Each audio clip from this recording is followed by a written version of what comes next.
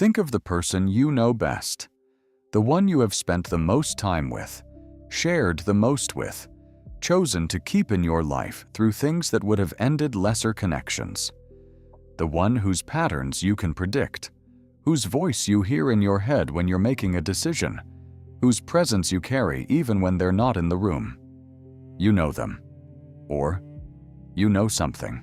You know a version that was assembled over time, from 1,000 small observations, 100 significant moments, everything they told you, and everything they didn't. You know the model. But here is what intimacy does that nobody warns you about.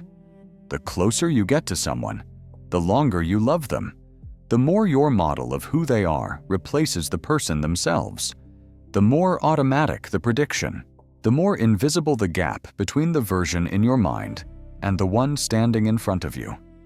You stop seeing them. You see what you learned about them, and they have kept changing. This is not a failure of love. It might be its most honest problem. These are the questions that ordinary life doesn't make time for. Otherwise, human does. Subscribe, and there's a new one every Saturday. Every relationship is, at its core, a relationship between two models. You have a model of the other person, built from observation, projection, memory, and need. They have a model of you, built the same way. What you call knowing each other is two models in communication, updating slowly, each one lagging behind the reality it represents. In the early stages, this lag is small. Everything is new. Every interaction generates information. The model is being built in real time, with high attention, because the stakes feel high and the data is interesting. Over time, the model matures. Patterns consolidate. Expectations stabilize. The person becomes, in the most neurological sense, predictable. The brain stops paying full attention, because full attention is expensive and prediction is cheaper. You fill in the gaps, the incomplete sentence, finished before they finish it. The response you expect before they give it. The version of their opinion you already know, so you don't have to ask. This is what it looks like from the inside to know someone. But the person has not stopped changing. They have continued becoming, through experiences you weren't part of, thoughts you didn't hear, shifts too subtle to announce.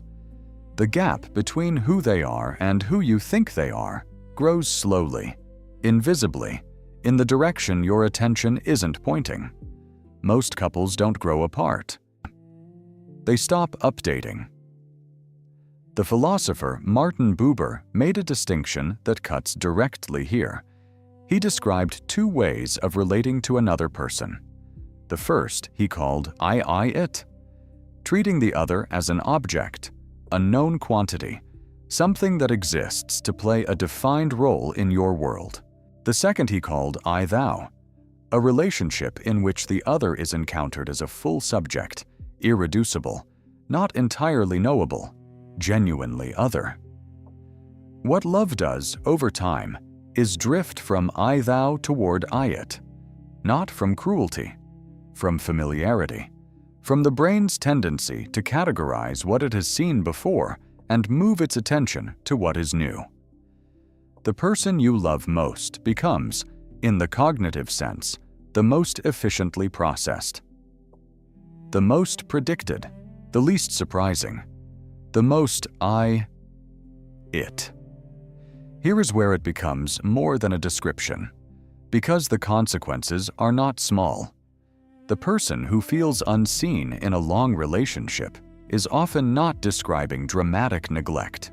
They are describing something quieter, the experience of speaking to someone who has already decided what they're going to say, of changing and not being seen to have changed, of living alongside a version of themselves that is years out of date.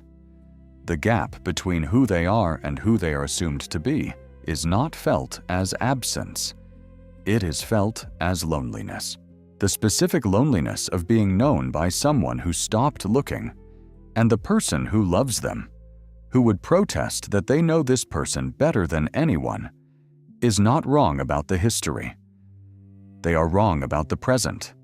The model is accurate. The person has moved. The objection here is almost reflexive. Surely depth of knowledge increases with time. Surely the person who has spent 20 years with someone knows them better than someone who met them last year. In some ways, yes, the history is real. The accumulated knowledge of patterns, fears, and tendencies is real. A long relationship contains information that a short one cannot. But knowledge of history is not the same as perception of the present.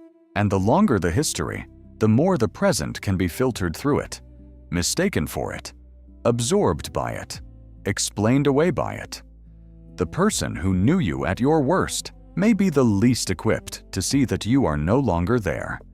The person who loved you at your most open may be the hardest to surprise. The second objection is more painful. If this is true, if intimacy obscures as much as it reveals, then what is love for? If getting closer means seeing less clearly, what is the point of closeness? The point is not perfect perception. The point was never perfect perception. Love is not a knowledge project. It is not the accumulation of accurate data about another person. It is a commitment to a particular kind of attention. An attention that is willing to be wrong about what it finds.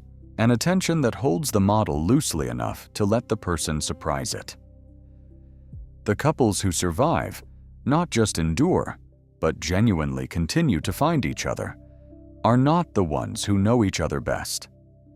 They are the ones who keep noticing that they don't, who ask the question after years as if they don't already have the answer, who allow the person in front of them to be someone they haven't fully accounted for.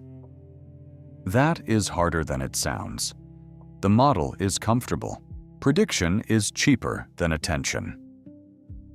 The brain resists the work of being surprised by what it has already categorized. But the alternative, living alongside a person you stopped seeing years ago, both of you maintaining the performance of intimacy while the actual people drift somewhere unreachable, is its own kind of loss. Quiet, gradual, easy to mistake for stability. Think again of the person you know best. Not the model, not the version assembled over time, filed under familiar, predicted before they speak. The actual person. The one who has been changing through every conversation you didn't pay full attention to. The one who has kept becoming while you were busy knowing them. They are not the person you fell in love with. They are someone further down the road, carrying that person inside them, and more. The question is whether you are still curious enough to find out who. If that question stayed with you, share this with someone you think you know completely. And subscribe to Otherwise Human. New episode every Saturday. The people we stop being curious about are the ones we've already lost.